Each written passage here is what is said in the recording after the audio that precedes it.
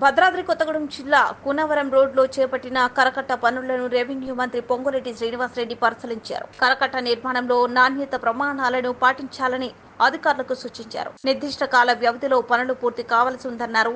అభివృద్ధి పనులకు ప్రజా ప్రతినిధులు సహకరించాలని కోరారు.